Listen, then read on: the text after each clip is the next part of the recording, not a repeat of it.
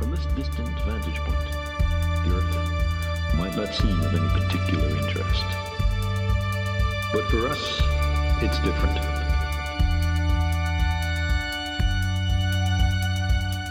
Cheers, mate. Cheers, mate. Hey, Governor. Here we are. It's been a minute. Yes, it has. And Pluto has now entered Aquarius. The big Pluto. What are we, about 48 hours in already, or a little less? Today is the 25th, I believe. So, yeah, we're about 48 hours into it. Yeah, 2 days. Came on the 23rd. And so, the big overview picture of Pluto in Aquarius. It's a Wait, before we get to that, yes. I want to get to that. Yeah. But I just want to do a short introduction to the show. It's Big Wave Astro. And there's kind of a story how we came up with that name. I remember I was on a long walk and we were talking for hours and bantering about different ideas, and that one surfaced. And it's really a show tracking Pluto's transit through Aquarius, knowing the importance of this threshold between ages that we're at. And so that's the short of it. And it's a regular conversation about this transit. And there's also a couple of stories on how we met that I think are significant. And kind of wanted to just like toss that around a little bit first. Do you remember the first time that we met? Yeah. I reached out to you, didn't I? Well, I think what it was, I did a Facebook Live. And I think you watched one or two of my Facebook Lives. Somehow you ended up on my Facebook feed. Okay. I think Daniel Falkenbach was a common friend. Oh, that's who it is. Okay. Hey, Daniel, if you're watching this, that's great. Thanks for introducing us. Daniel Falkenbach, my buddy. But I remember, let me just tell this story real quick. I remember seeing your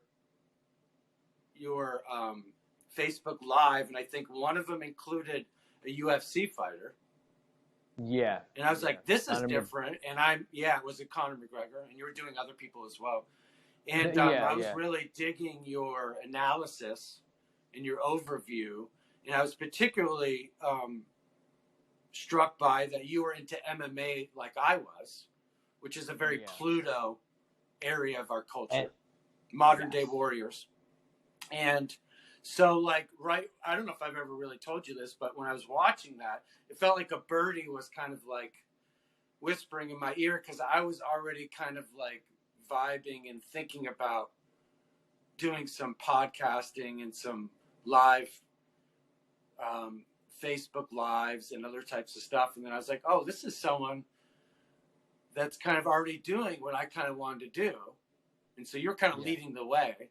And I was like, he's very much kind of up my alley. And so then I reached out to you, and I never do this, but I got a reading from you.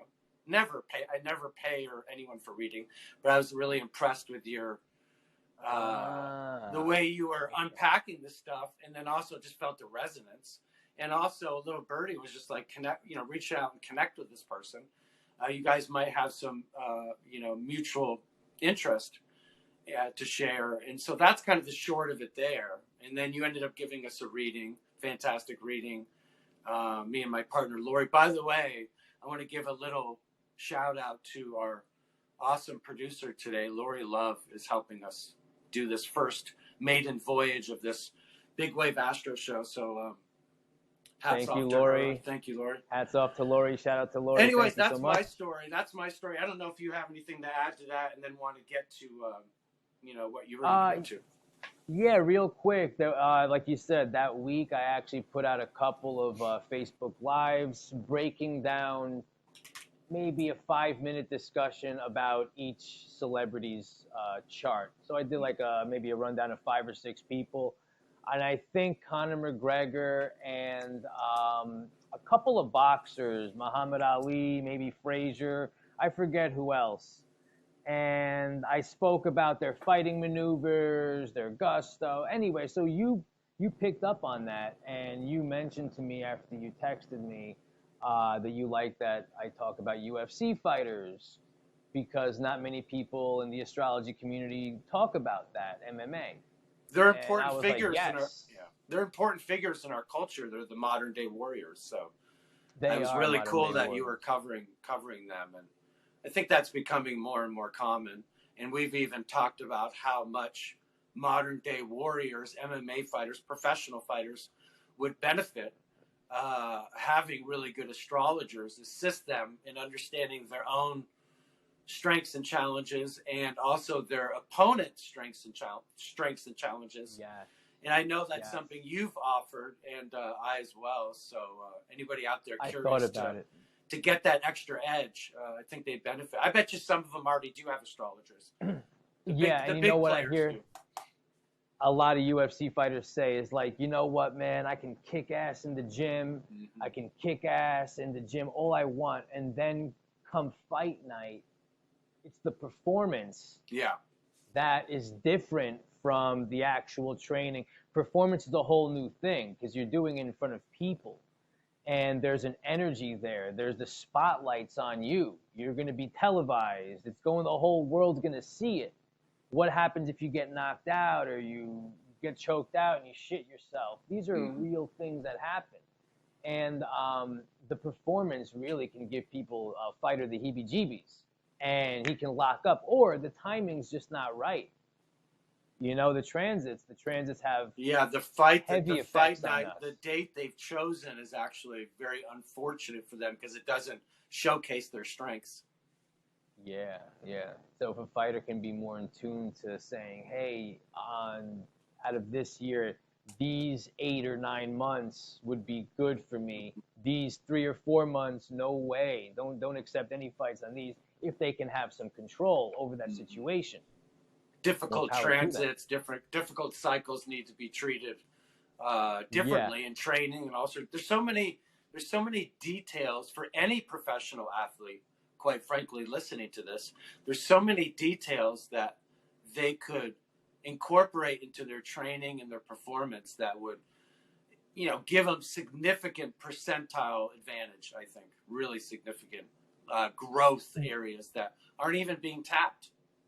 Yeah, exactly. They can hone into certain areas and just make their whole character, persona, better than it was before. And then fighting and practicing and performance, it just comes with the territory of bettering their whole acumen, their whole self. Sometimes people describe astrological charts like circuitry. So it's really optimizing your circuitry, which, getting back to the subject of the show of Pluto and Aquarius transits, one of the themes is this new powerful circuitry coming into humanity, which is how we connect within ourselves, our own chart, and also between each other in society and groups. So why don't you take the floor and just unpack some of the ideas you had around this Pluto and Aquarius transit we're just now beginning. Giving dates or just... Or do you want to do that, or do you want to do a quick overview? We could have popped up on the screen the current transits. Do you want to just give the audience a sense of what's happening right now from your viewpoint? All right. Okay, real quick. So yes, we know Pluto just came into Aquarius on March 23rd, and it's going to be quickly staying in Aquarius, not for long, until May 1st. It's going to go retrograde May 1st, and then by June 11th, it's going to re-enter Capricorn. On January 20th of 2024, Pluto's going to re-enter Aquarius. So 2024, Pluto's going to remain in Aquarius for the bulk of the year until around September 2nd, when it goes back into Capricorn just for a little bit, from September 2nd to November 9th. How long is that? That's really amazing. From September 2nd to wow. So that's through Libra, Virgo, Scorpio season. Interesting. Yeah, September 2nd to November 19th. Once November 19th. I'm just gonna say something real quick here that I'm getting a feeling that could be an axe might be dropping then in that Scorpio season. But go ahead. Are you talking about 2024? correct? I'm talking about with Pluto's last moments in Capricorn, an axe Okay, might be yeah, falling. I don't know what that yes. axe might be, but I knew Capricorn has to do with government institutions, systems, and it's its last little hoorah. The last hurrah. Yeah, At the exactly. anaretic degree, the critical degree, and it's Scorpio season. So I'm thinking axes. Be very aware. Oh, yeah. September 2nd to November 19th. And then come November 19th, it's going to be in Pluto and Aquarius for the long haul. Now, overall, I have a lot more important dates. I might give that in a little bit. But overall, you remember Pluto is dealing with many things like, eliminative processes, death and rebirth, transformation, the underworld, pipes, regeneration. Exposure, yeah, pulling what's from the depths up to the surface and exposing it. Reproductive system. It's the deepest detoxification. Oh, yeah. And so when Pluto, slow moving, comes into Aquarius, Aquarius represents everything that's future oriented, genius, the freaks, geeks, and weirdos, technology, acting unorthodox, right? Scientific, society as a whole. Society as a whole, groups, friends, popularity, the network, humanity, the audience, humanity, the audience. Let's see, logical, scientific, progressive, being unique, unpredictable, the weirdo, on the fringes, revolutionary. Aliens, yep. Alienated, alien. Being very creative. It's also opposite Leo. So because it's opposite Leo, there is that kind of like, it deals with friends, really. And how do you want to be affected by your friends? Do you want to be a wallflower and fit in? Do you want to take the lead? Do you want to be the freak weirdo and rebel and make your own friends, make your own group, or reform your friends, reform the group? So when Pluto comes into Aquarius, what worries me is the fact that addictions to technology and control through technology will be main things going on. Those are some of the shadow expressions. Yeah, those are the shadow, some shadow expressions. Yeah, technocracy, right? Can I add one here? Of course. Yeah. So with Pluto and Capricorn, there was this empowerment and transformation of top-down power, government institutions, old guard, top-down. Mm-hmm. And with Pluto moving into Aquarius, this is a shift of fundamental power from top down to bottom up. Yeah. Oh, yeah. From bottom up. So humanity, in a sense, is going to have a new power it can access, and that's going to come with a lot of benefits and a lot of challenges that new power affords. I think groups are going to be very magnetically clumping and agglomerated and charged together. Some of those groups are going to be really powerful high expressions, and some of those groups are going to be really powerful low expressions, and we're going to have to discern carefully who we want to associate and affiliate with. And once you could be dangerous. Yeah, you still have to have the courage. Remember, it's attached to Leo. You still have to have that courage to stand up and go against your friends, go against the crowd, go against the group. To be individuated, Be individuated, right? Yeah. No matter what the noise you're hearing from the outside coming in, don't let it affect you. There's going to be major streams of consciousness coming down, especially, I don't know if we should get into Uranus coming into Gemini, but definitely when Uranus comes into Gemini in a couple of years, the fact that they are trying each other, they're both air signs, they both deal with retaining information, receiving information, what types of information, exchanging information, higher thinking, higher knowledge, communicating with people, relationships, relating to people, grand ideas. So there's huge, the most important thing I can say is we as a human species have to take Aquarius, which is energy. Think about it, electricity, all types of energy, and find new ways to harvest energy, coming together and thinking new ideas, new inventions to receive energy. Solar, wind, earthing energy, energy to heal the body, especially the next 2.5 years that we still have Uranus and Taurus. So like really frequency, energy to heal the body. Frequency. So like frequency medicine, that kind of thing. Yeah, frequency medicine is huge. All types of medicinals that are sound, that people never heard of. Sound and light. Technologies we've suspected for a long time exist, but maybe we're rediscovering in a renaissance. So that's another word with Aquarius and Pluto, is a type of renaissance. Renaissance, a rebirth. A definite rebirth of intelligence. There's even some shadow possibilities of large chunks of humanity checking out. Pluto. Yeah. So this would maybe a good time for me to explain a little bit, sometime an analogy or metaphor I was thinking of, which is like if we think of Earth as like a garden, and we're between ages, between age of Pisces and the age of Aquarius. And it's kind of like we're changing the set or the garden or the theatrical set or arena. The whole setting is changing from Pisces to Aquarius. And so this Earth garden needs a powerful energy and planet, in this case, to really change Earth garden from age of Pisces to age of Aquarius. So that means a lot of things are going to be deactivated and removed from, quote, Earth garden, like a gardener would, maybe composted, maybe brought someplace else. And then different seeds are going to be planted in the age of Aquarius.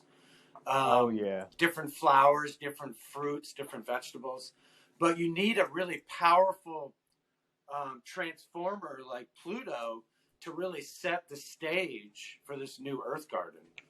And so that's how I kind of see it, and that might be helpful for people listening.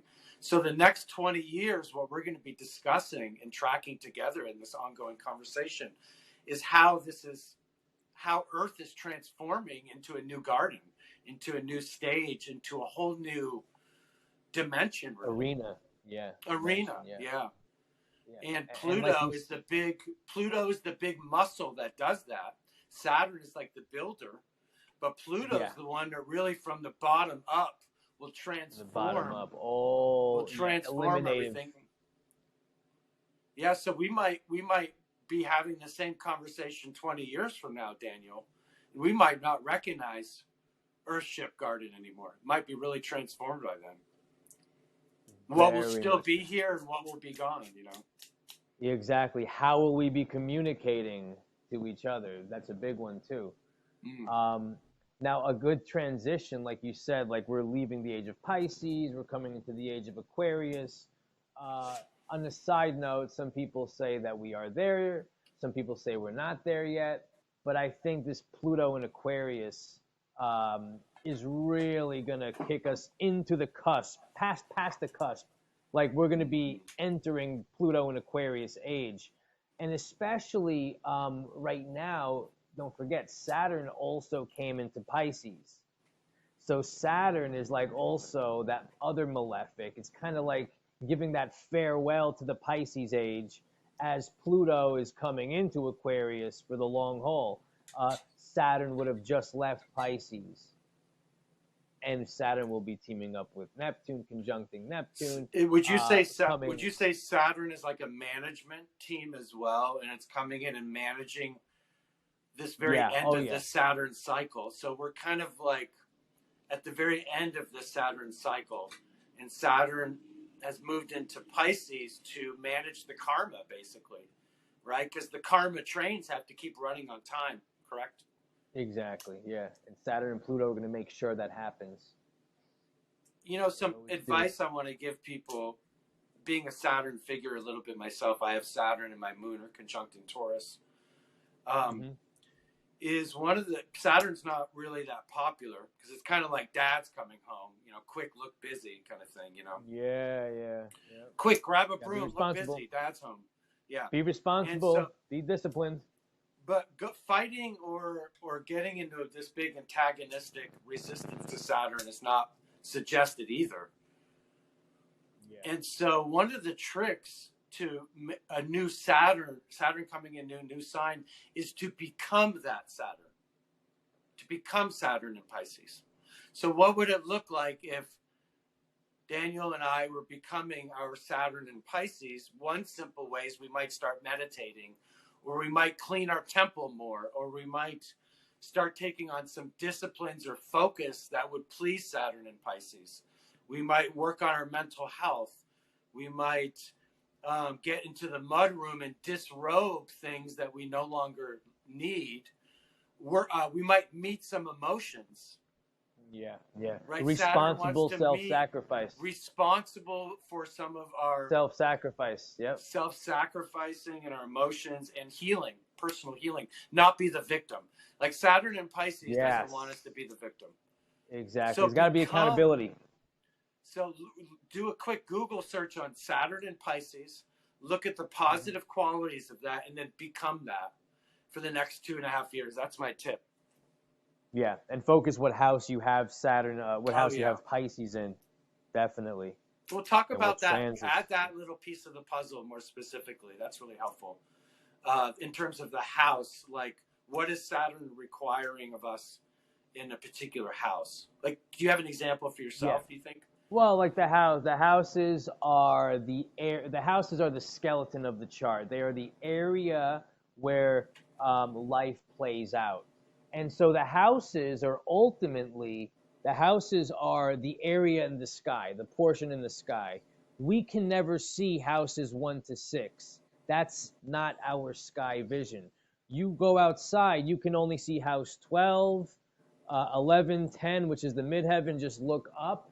That's the midheaven. That's house 10. House 9, 8, and 7. 7 is setting. House 12 would be like the rising from 1 to 12, right? Going east. That's the eastern sky rising. So we can only see those, the top of the chart. And so the houses are the literal placements or the skeleton of the wheel, of the chart, of the cosmos, of the heavens, basically, which is inside of you. But it personally applies. It personally applies.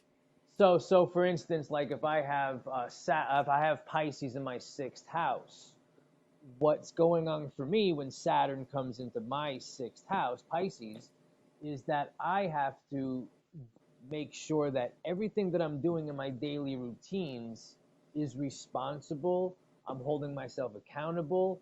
I'm being the best that I can be because I'm a Capricorn sun. So it's also going towards career because Saturn is It's an Earth house. It's a Virgo associated Earth house. It has to do with career. Yes, yeah. Routines. Exactly. Yeah. So routines, day-to-day work, habits, food, health, diet. Would it be fair to say that your routines related to your career, you're taking a little bit more seriously now? Of course, yes. Yeah. Career-related so that's routines. a good example. Let's do me. By the way, before let's focus on me where Saturn is. I'll have to say that Daniel helps me out with this because although I'm an astrologer and do professional consultation and stuff and charts for folks, readings, every good astrologer needs a personal astrologer. Would you say that's true, Daniel? Oh, 100%. You have right. to. Even if you're a fantastic, schooled, seasoned astrologer, everyone needs like a good friend and a good astrologer, right? So I consider you my personal astrologer because I didn't have one before, really. Me neither. I've had people read my chart, but Jeremy helps me with my chart all the time as well. And I'll do a little Pluto and Aquarius plug here because you pointed out something very detailed oriented about my chart I wasn't really super aware of or focused on specifically, which is my Ceres, which is how we nurture people in a very earthy way. And mine's in Aquarius. So the way I do that is by sharing ideas, which is very much what this show is about, and what the age of Aquarius is going to be in a really simple way is sharing big, powerful ideas. The world and society is going to be doing that like no other time. Yeah. That's what this podcast is about. And I think you have Ceres in the very beginning of Pluto. So Pluto is going to be going over your Ceres very powerfully, feeding it's on there the now. collective. It's there right now. Yeah, it's on there now. Wow. It's animating my Ceres right now. And the show is being launched, maiden, voyage, as we speak. So it's good. It's a cool feeding the collective. Yep. But getting back, since you're my astrologer, what would you say about where Saturn is moving into my chart, since you know my chart? And you give another example to the listeners. Yeah, Saturn's coming into Jeremy's 5th house, and Jeremy actually has his North Node in his 5th house. So this 5th house has a lot to do with the father archetype and the creative, the progeny principle, the offspring. Like creation can be not just, creating a child, because the 5th house is the house of Leo. It rules children. And, love making that makes children. But it also rules games and stuff like that. So the 5th house is the inner child as well. It's the inner child. It's the heart. It's what gives you passion. It's how you want all eyes on you. Hey, look at me. Look at me. I'm important because whatever the reason is. And with Saturn, now, Jeremy, you're going to start to take serious the way that you express yourself, and take serious and hold yourself accountable with how you're able to create a platform, create anything that you can share your emotions with, because it's not just you're sharing intellectually, you're sharing your heart on your sleeve, you're putting your emotions out there, stuff that you truly believe in with all your heart and soul. And again, this is also feeding into the fact that you were born with the sun on the rising.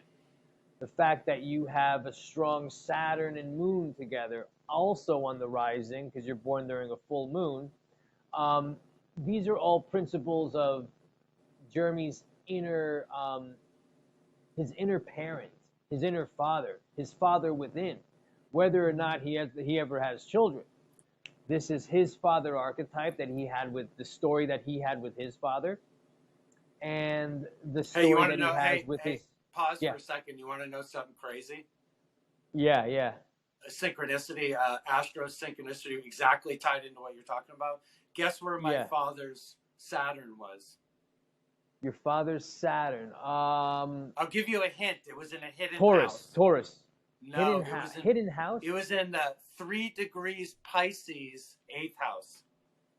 8th house. A hidden house. I was going to say 8th house. Yeah. Pisces. He's a Pisces. Three degrees. So Saturn is at the exact same place as my own father, Saturn, who's passed away. Right now.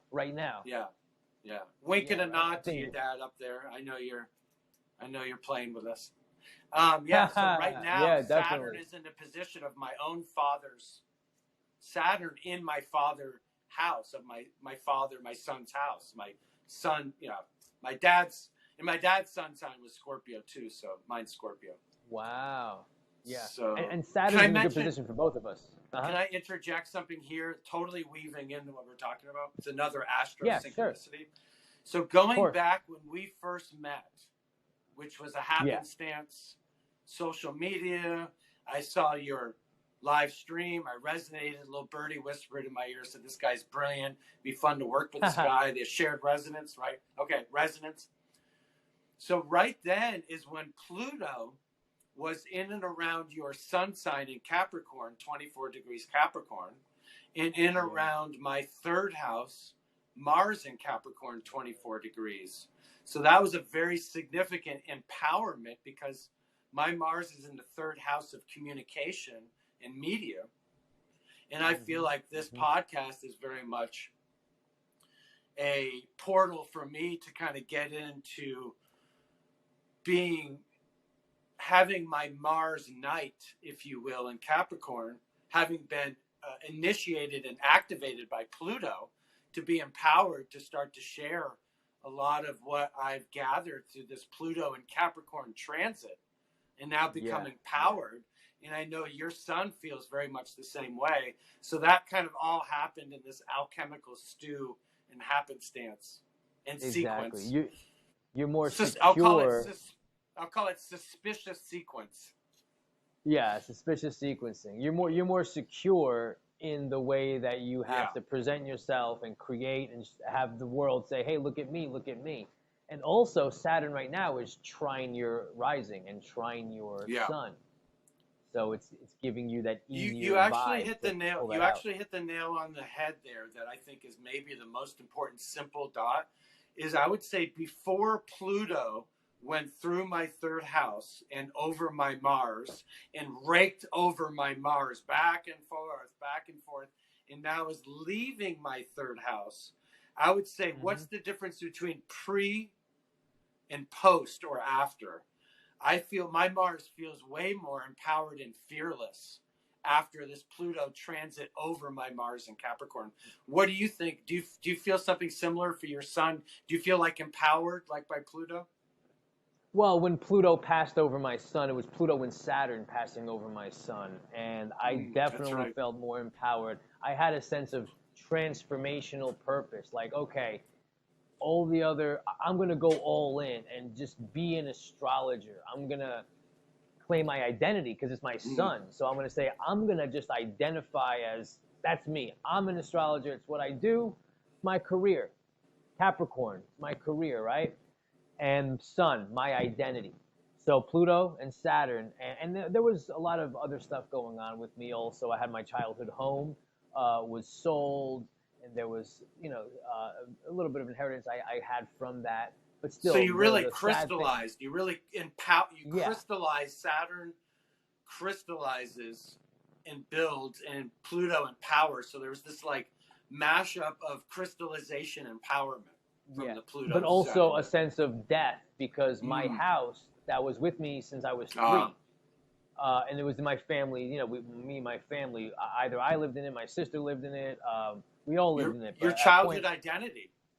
Yeah, exactly. It was gone. It's like, oh man, like I had to shed a tear on that one because that was like, that was everything to me, that house. But then it was like, again, I knew that Pluto.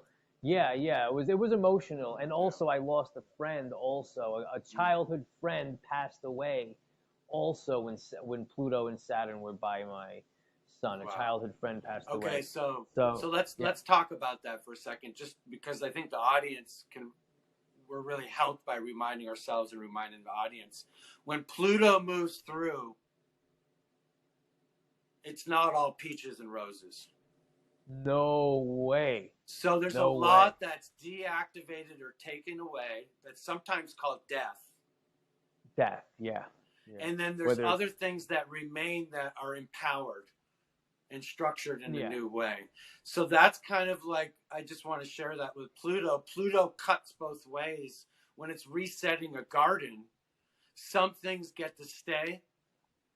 Yeah. And some things get to go. Have to go. And so when Pluto moves through Aquarius in 20 years from now, we're going to see what got to stay and what had to go. But what got to stay it's that kind of idea. What doesn't kill you makes you stronger. So, but the weak, anything that's really weak, the gardener is going to take away from the garden. Yeah. And utilize though. A good gardener will utilize that. Utilize it, exactly. And rebirth it, transcend it, transform it. Yeah, transform it, upcycle. So it turn into oil. Sublimates. Yeah. Yeah. Turn into fossil fuels. I think of oil as very Pluto, like underworld energy, It is, yeah. Black too, right? That blackness too. Texas underworld. Texas tea, yeah. And it's all underground pipes. Yeah. Yep. Everything underground is powerful. Precious metals is Pluto. Oh yeah, you have to penetrate the earth to get to it. I'm just calling this out. This is a crazy prediction, but I'm just getting this download. A new precious metal or even element will be discovered. Yeah, I could definitely see that happening. Okay, so mark that one down for weird, precious unexpected. Elements. Okay, here's the thing. Aquarius is famous for things coming out of nowhere, like a Uranian lightning bolts, and just out of absolute nowhere, just like exactly like a lightning bolt hit by a car, boom, out of nowhere. Whoa! So powerful hit by lightning a snake. bolts. Yeah, lightning bolt, big one. Yeah. Ideas. People are going to get this intuition and these streams of consciousness overnight, especially bet your bottom dollar when Saturn and Neptune are together at the end of Pisces and coming into Aries.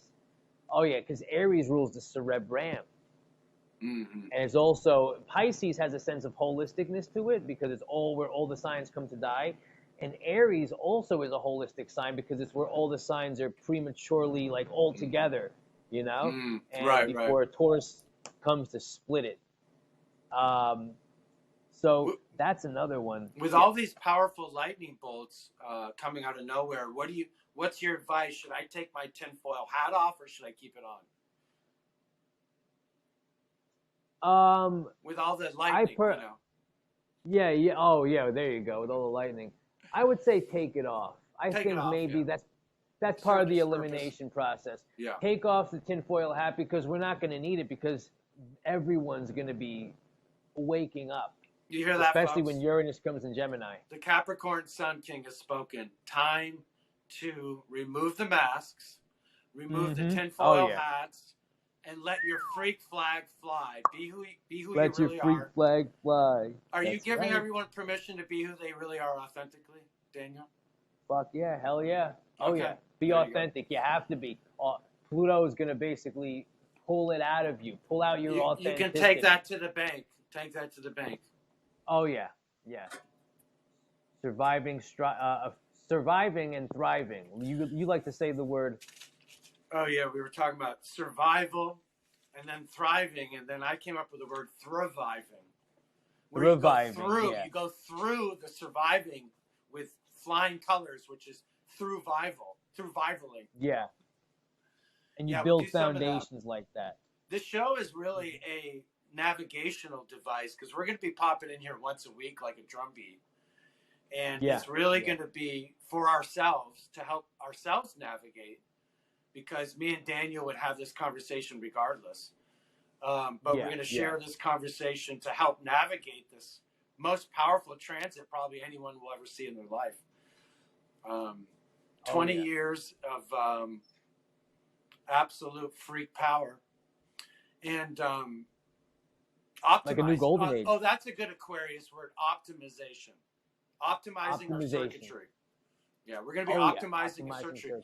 And just to be completely transparent with the audience, me and Daniel, one of the things that glues us together is we are both huge believers in optimizing circuitry with astrology. Astrology being the key, the golden key to optimizing circuitry, because the chart is really a circuitry diagram symbolically.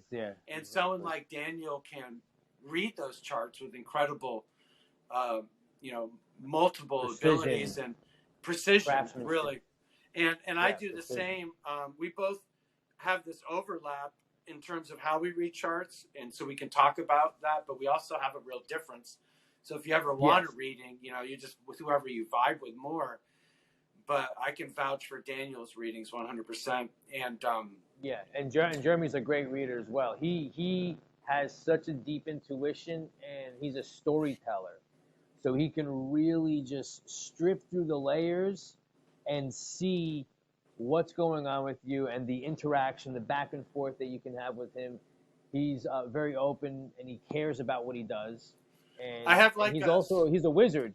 Yeah, there's like a Scorpio, deep penetrative Scorpio aspect, but also a very practical Taurus kind of aspect, and then a very intuitive big picture.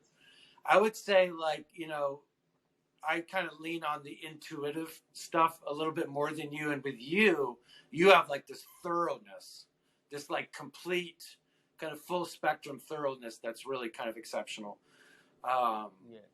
And also with a lot of the Scorpio, deep penetrating, because people are coming with deep challenges and they need deep insight, not just kind of like, brush over some things, but like people really have things they need deep insight and understanding into. And So that's and also all sometimes there. when you speak with a conviction, sometimes, I can speak with a conviction sometimes that I stand firm in it, and you too, like, exactly, like we're well versed in what we've done, what we're doing, because we've done a lot of it, and we're still growing, we're still learning, we're still open to sharing and always learning. Like, we're not like Well, that's closed why I like walls. talking to you, because we explore, far and Yeah. wide. We use astrology consistently and other modalities and other Yes. other lenses. But the one thing I love about you is that you have your own boundaries and convictions and beliefs, but you never come across as like a know-it-all, or like someone that's like trying to pound like truth down my throat or get me to believe anything. I never feel like you're pushing anything onto me. It's just this really open-hearted exploration, with a lot of skill sets and intuition. And so, and you can pretty much go anywhere, there's nothing I've really brought up with you that you can't sort of deftly dive into and exactly, and, that's right, explore.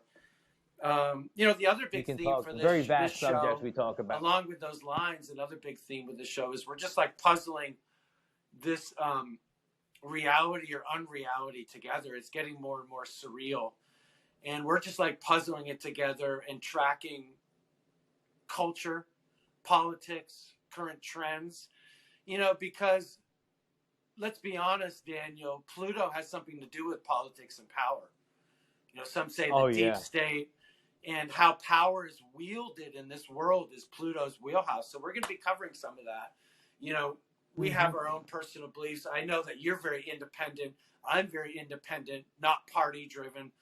But at the same time, we've got to address some of the things that are popping up with terms of power and culture.